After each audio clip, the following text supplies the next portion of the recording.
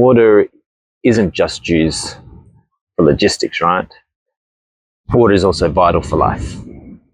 And one of the big geopolitical themes that we see growing over time has been tensions due to access to water. Again, not water for logistics now, not water for transport, but water for our crops and water for our animals, and importantly, water for our people. Many countries around the world have invested in desalination plants to help with this. Because the thing is, right, there is a lot of water in the world. Much of the surface of the earth is covered in water. And so it seems weird that availability of water might be an issue.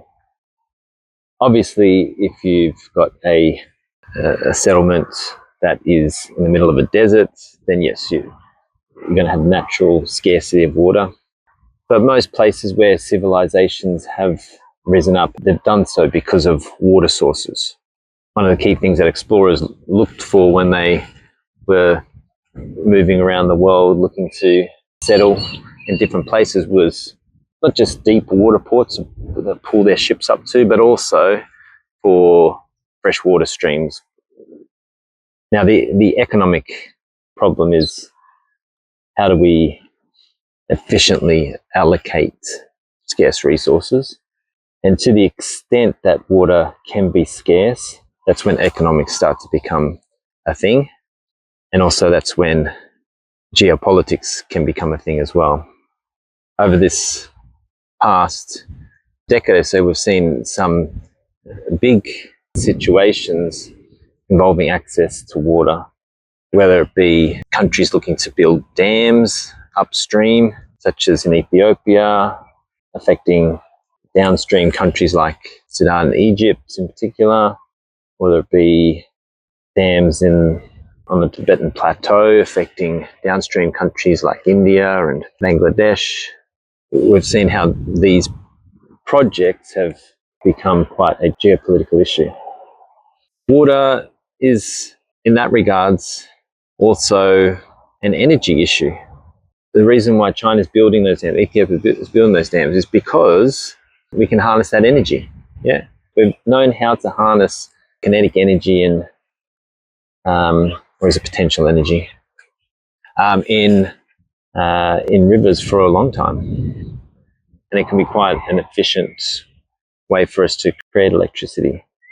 And so, access to water, not only about logistics, not only about being able to support biological life, it's also about generating cheap and reliable energy, cheap and reliable and renewable for the most part.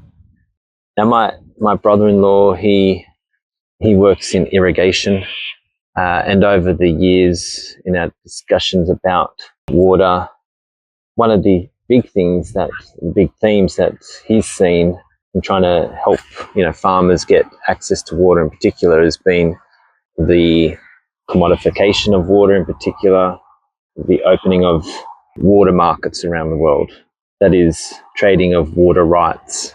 Now, these rights are mainly rights that big agricultural users of water might get allocated and might be able to trade to others. That is, if they're not going to farm this year or don't need as much water as they've been allocated, then they might look to trade that to somebody else.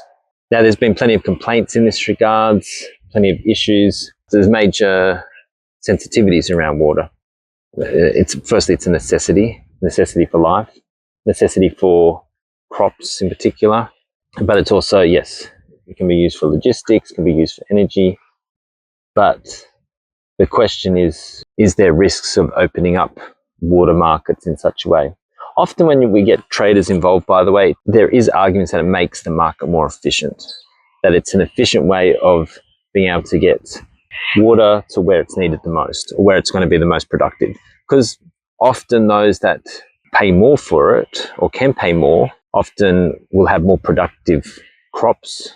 And so that's what we would want, right? We would want the water to go to where it's going to be most productive.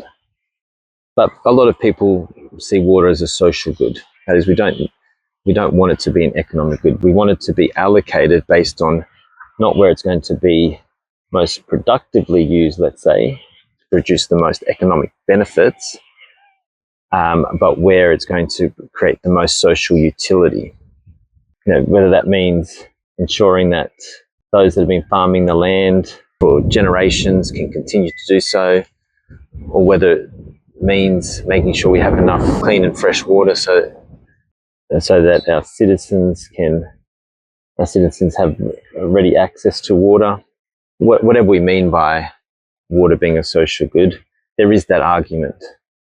And often traders don't consider the social impacts of water allocations. That is their main motive, is the economic one.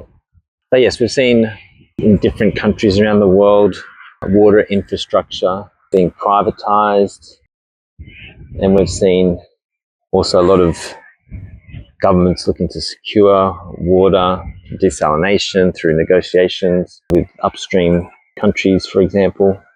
But perhaps one thing that we want to avoid most is getting to the point where armies start going to war to secure that water.